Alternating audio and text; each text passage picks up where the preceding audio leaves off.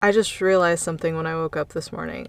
I'm turning 31 in 5 days. Normally, I'm telling everyone who doesn't care to listen that my birthday is coming up and how important it is, and it's the most important day of the year, which it should be for everybody. Birthdays is a celebration of life, and each year we get to celebrate our birthday. That's a freaking miracle. That's awesome. Not everybody gets to hit that milestone every year, so it should be the most important day of the year. But because moving to Japan has been so huge on my mind, I totally forgot my birthday is in 5 days. I woke up and I'm like, oh shit, my birthday.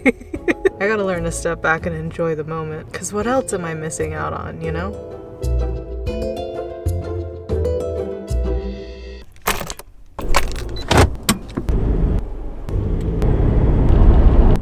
Hi, yes, can I get a decaf Americano with heavy whipping cream? Decaf Americano, I'm sorry, which size is that? Small. You got it. Alrighty, I'll have your total at the window. Thank you. Okay, awesome, thank you.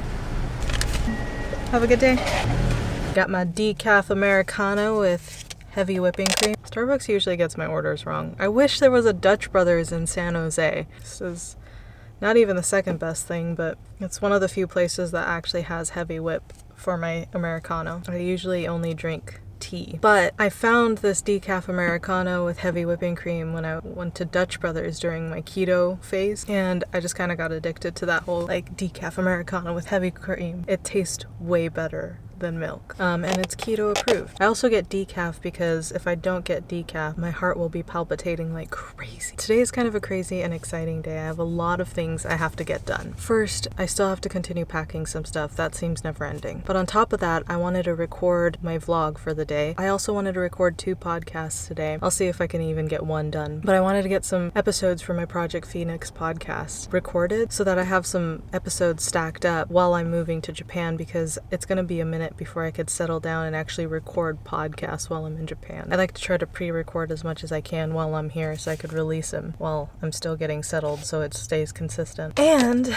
this is the exciting part. So today I have a friend I haven't seen since Thailand. We met him in Pai at a cafe, and he's such a cool guy. His name is Man. Let me tell you a little bit about Man. So Man has traveled all over the world, and in the last 10 years he hasn't been in one place for more than 3 months at a time. He's got so many fascinating stories. Well, now he's in the Bay Area. I'm like hoping I get to see him tonight, but that's not the point of this video. The point of this video, so the number one question I get asked for this move to Okinawa is, how does your boyfriend feel about it? Which I answered in the previous video. So if you haven't seen that, go check that out if you're curious about that. And the second one is why? Why are you moving to Japan? So obviously I'm from Japan, and that's one of the reasons, you know, I want to go back, because I've spent 10 years of my life here. And since my 20s, if I stacked up all the times that I've been back home to Japan and spent time with my family, it wouldn't even amount to a year's worth of time in the last 10 years that I've been able to spend with my family, because I've been in California. So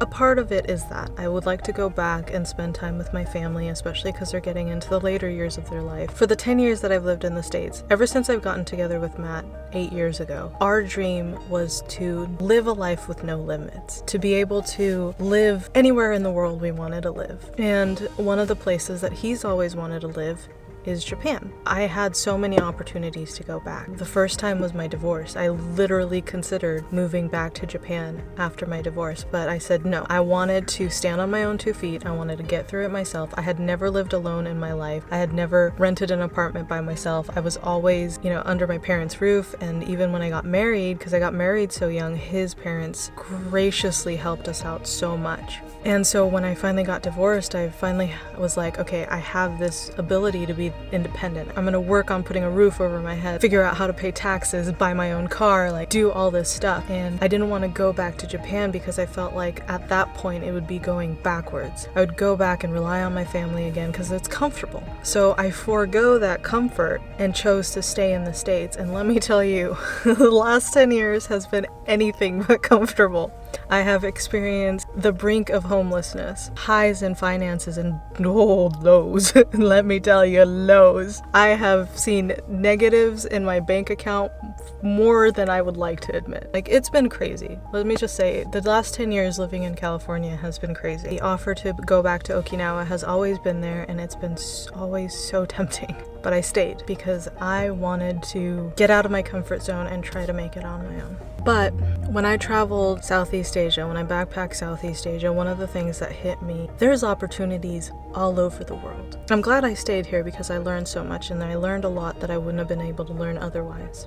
But there's opportunities everywhere, and I can create a life for myself, an amazing life for myself, anywhere in the world. For the last 10 years, I lived a life that taught me so much, and I feel like I could take everything that I learned and put it towards something phenomenal in Japan. And my heart, my mind, everything is ready for that. I am so at peace. Like, I don't feel like I'm going back to Japan to go back to my comfort zone. In fact, if anything, it's actually kind of scary because I've said this before in other videos. I haven't lived in Japan since I was a teenager. So my experience of living in Japan has been comfort. My parents paid for everything. I had a roof over my head. But this time, I'm going back as an adult. An adult, you have to build your own life. You have responsibilities. I'm actually really nervous about going to Japan. I am pushing myself out of my comfort zone to go back to Japan. Yes, it's a familiar place. Yes, I have my own family, but I have to rebuild my life all over again, and I am so excited for it. Nervous,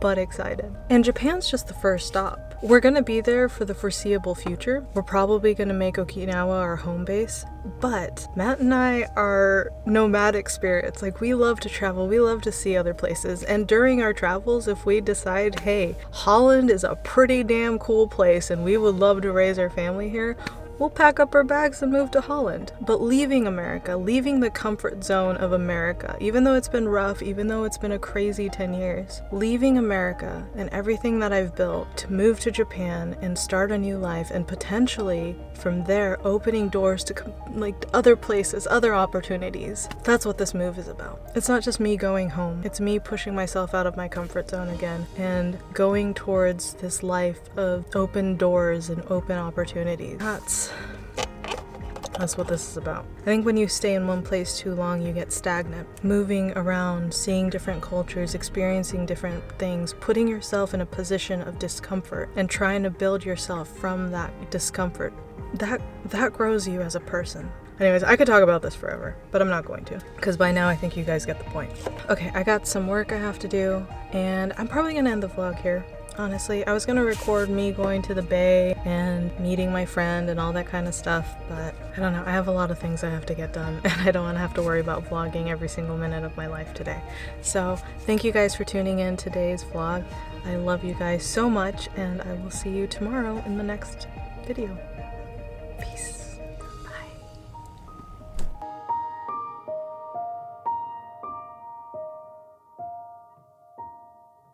Bye.